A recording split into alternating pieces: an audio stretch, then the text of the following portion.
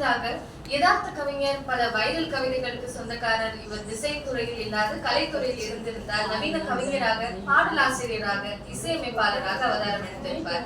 திறமைகள் இருந்தவர் மட்டுமல்ல, இலக்கிய மனம் கொண்ட சிறந்த மனிதர்.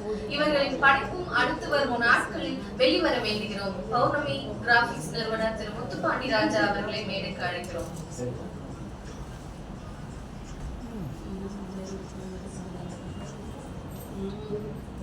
இனிய மாலை வணக்கம். அனைவருக்கும் இனிய மாலை வணக்கம். ஆக்சுவலா மேடையில் அதிகமா பேசி பழக்கம் இல்லை எனக்கு. மேடையில் நான் பேச வந்த எல்லா விஷயங்களையுமே நம்ம மேடையில் இருக்கிற அனைத்து நம்மளோட ஸ்பெஷல் கெஸ்ட் எல்லாருமே நமக்கு பேசிட்டாங்க. நான் சிவமணிக்கும் எனக்குமான ஒரு உறவு அப்படிங்கிறது தளபதி படத்துல வர்ற ரஜினிகாந்த் மம்முட்டி மாதிரி. யார் ரஜினி யார் மம்முட்டின்னு கேட்காதீங்க. ரெண்டு பேருமே ஒரு இணைபிரியாத ஒரு நண்பர்கள். ஆக்சுவலா இந்த கவிதைகளை பொறுத்த அளவுக்கு ஒரு 100-150 கவிதைகள் இருக்கும். அதுல இருந்து நம்ம ஃபில்டர் பண்ணி தான் இந்த கவிதைகளை நம்ம வந்து இந்த புத்தகம் ஆக்கியிருக்கோம். இந்த கவிதைகள்லாம் நாங்கள் டிஸ்கஸ் பண்றதுக்கு எங்களுக்கான நேரம் பார்த்தீங்கன்னா இரவு 2 மணி 3 மணியா இருக்கும்.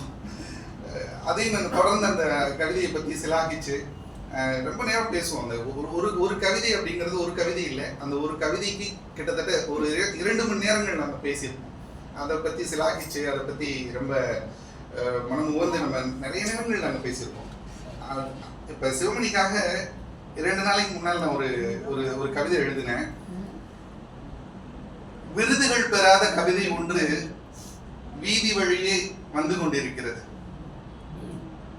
யாரும் கவனிக்கவில்லை என்றாலும் அது வந்த வழியெல்லாம் மலர்ந்த போக்குகளின் முகங்கள் மட்டும் கவிதையின் திசை நோக்கி திரும்பி இருந்தது.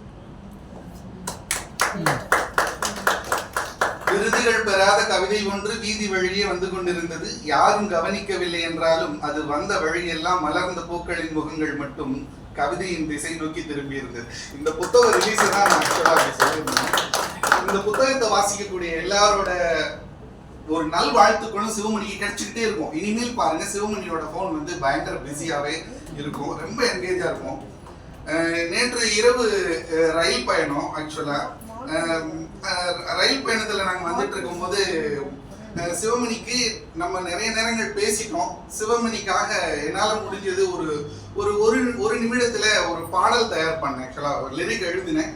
அதை வந்து ட்ரெயின்லேயே கம்போஸ் பண்ணிட்டு மியூசிக்கும் பண்ணியாச்சு. ஆக்சுவலா அந்த இசையை வந்து ஒரு நிமிடம் நான் உங்களுக்கு போட்டு காட்டணும்னு ஆசைப்படுறேன்.